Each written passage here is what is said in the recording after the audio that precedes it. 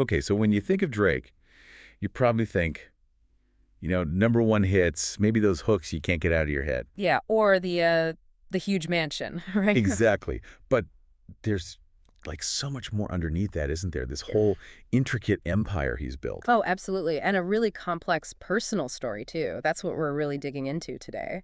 We're moving past just the music, trying to see how Aubrey Graham kind of crafted himself into Drake. Yeah, this figure who tells us a lot about, well, fame today, business strategy, and maybe how lonely it gets at the top. Right. And we've pulled from a bunch of different angles for you sources like Drake, Beyond the Music, Fame, Feuds, and Fatherhood, The Blueprint of a Legend, and The Price of the Crown. So the goal here isn't just to list hits. No, Yeah. it's like a shortcut to understanding how he built the whole thing, the empire, the tricky relationships, the gig challenges he faced. And how he played the long game, thinking about legacy. It's not just what he did, but why it mattered, how it all connects. So let's dive in. It's a pretty amazing starting point, really. Before all the fame, the Six Gods stuff, Mm-hmm. he was Aubrey Graham. He was Wheelchair Jimmy on Degrassi. Yeah, the Canadian teen show. It seems like another lifetime, doesn't it? Totally. Such a, I don't know, almost like a normal start for someone who became so massive. Well, you could argue that Degrassi role maybe it gave him a foundation, that comfort with showing vulnerability. That's interesting because that became his signature, right? Exactly, connected Yeah. with people. But the real shift, the sources point to 2009, the mixtape So Far Gone. Ah, yes. That's when things really changed. That's when the industry was like, okay, wait a minute, something new is happening here. And it wasn't just the sound, was it? It was him going from, actor kid to, well, the most streamed artist ever. Yeah, and Lil Wayne gets a lot of credit there. He saw the potential bringing him to Young Money. Right. He wasn't looking for just another rapper. No, Wayne saw someone who could, as one source puts it, spit bars and serenade. That blend. What was so, like, revolutionary about mixing the rapping and the singing back then? Well, it really pushed against the grain of traditional hip-hop masculinity at the time, being that open, that emotional. It wasn't the norm. Not at all. It made vulnerability kind of cool. It wasn't just style. It felt like a real shift. He wasn't following trends. He was making a new lane. And that lane got wider and wider. Definitely. It brought more people into hip-hop, people who maybe didn't connect with the harder stuff before. And he kept evolving, right? He didn't just stick to that one sound. No way. You look at albums like Scorpion, Certified Lover Boy, even, honestly, Nevermind, or Her Loss. So different. Right. One source says he could dance on genres like it was instinct. Pop, R&B, dancehall. But what does that mean, really, beyond just being versatile? It means he was incredibly precise about it, adapting his flow, his themes, but always sounding like Drake. Right, authentically him, even when trying new things. Exactly. It wasn't just flexible, it felt strategic, mastering different sounds to pull in different crowds, blurring those lines. And that influence spread. He became like the blueprint. Yeah, the blueprint of a legend. That source really digs into this. Other rappers started changing their flows to sound more like him. Singers borrowing his cadence, too. Mm-hmm. The influence was huge. There's that line, even his silence spoke louder than most people's albums. Wow, that says a lot. And that influence wasn't just musical, it was everything. Which brings us to OVO, Right. Started as a label, but quickly became much more. a whole lifestyle brand. You've got the merch, the pop-ups, the Nike collabs. And that owl logo. Everywhere. Kind of mysterious, but instantly recognizable. Yeah, whispered exclusivity, but shouted influence, as one source puts it. He built a whole world. And the world kept getting bigger. His ventures went way beyond music and clothes. Right, the sources emphasize he wasn't just in the game. He was owning pieces of it, big time. Real estate, like the embassy, that massive mansion. Which became iconic itself. He basically Yeah. became Toronto, right? Running the city. Yep. And then you have his stake in the Raptors basketball team.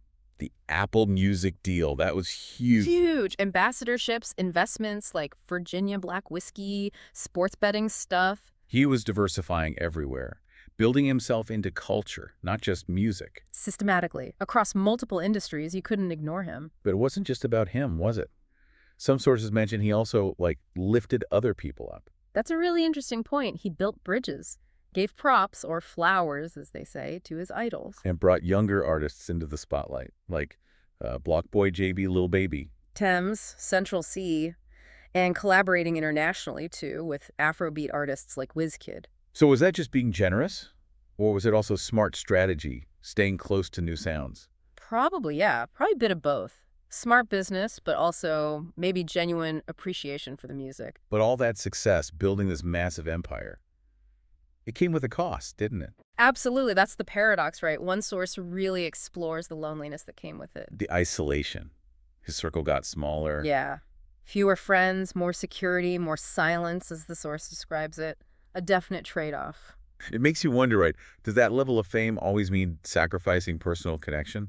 It often seems to. And speaking of connections, his love life was famously, well, Complicated. Yeah.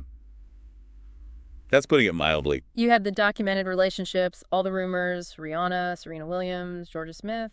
IG models, famous faces, as one source lists them. Hmm. But nothing seemed to last. Right. Nothing stuck. And he put it all in the music, didn't he? Oh, yeah. From Marvin's Room right through Take Care. It was all there. Love, lust, heartbreak, all laid bare, turning that personal chaos into something relatable. Which is kind of amazing, processing your public love life through hit songs. It is. And he uses music to respond to criticism, too, right? Mm-hmm. We got a lot of flack. Too soft, too emotional, too calculated. All that stuff. But instead of doing endless interviews defending himself. He put it on the albums. Like, nothing was the same. Exactly. Tracks like Tuscan Leather, Pound Cake, The Language, those felt like his response. Like him saying, I earned this. Proving his credentials through the art itself. Yeah, transcending the criticism by just being successful.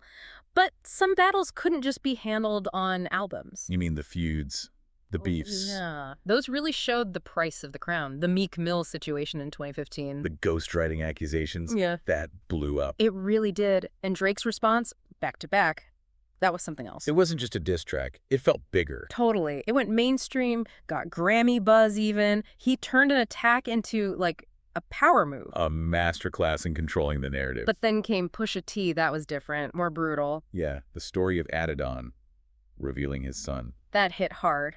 And Drake's response then, silence. Right. He just stayed quiet. One source says he came back stronger, more strategic, more guarded. That silence was powerful, too, in a different way. And then there were other fallouts, right? The Weeknd, Kanye. Yeah, glimpses of the battles behind the scenes, trust, loyalty, betrayal, the stuff that happens off the mic. Which leads us right to Adonis, his son. The world found out because of that Pusha T beef. Yeah, born in 2017 from a relationship with Sophie Brousseau, revealed in the middle of a feud. But for Drake, it wasn't framed as a scandal. The sources suggest he saw Adonis as a blessing. That reframing is key, isn't it? Taking control of the narrative again. Definitely. And fatherhood clearly marked a massive shift for him, personally, but also artistically. How so? How did it change the music? Well, the music stayed sharp, but it felt deeper. More mature, maybe, more human. He started talking about losses, not just wins. Exactly. Reflecting on the loneliness of fame, like that line about the elevator only fitting one. Wow. He started making music that reflected more than it flexed. You can see that shift away from just needing constant approval. Yeah, focusing more on chasing meaning instead of chasing clout, especially with how fast the industry moves now. TikTok fame and all that. He seems to be playing the long game now, thinking about legacy. And he's literally told that story through his music, hasn't he? Started from the bottom. All the way to recent stuff like first-person shooter. It's like this ongoing autobiography. From nothing to now, as one source puts it, he wrote his own story. So what does that mean for his legacy, especially after all the controversies and the scrutiny? Well, there's that powerful idea near the end of one source. Legacy isn't built in the spotlight. It's built in silence, Mm-hmm. in the choices no one sees, in the battles no one claps for. Exactly. It suggests his real impact might be in those unseen moments, that personal growth, as much as the hits. So thinking about all of it, the drive, the vulnerability in the music, now fatherhood, legacy, what's the big takeaway? Maybe the question is, what does his whole journey teach us about what success really means? And can you actually find peace when you're at the absolute peak of fame? That's a heavy question. Definitely something to think about. Maybe, like you said, revisit some of those key albums, Take Care, Nothing Was the Same. Yeah, hear the evolution for yourself. See which part of his story really connects with you now, looking back at it all.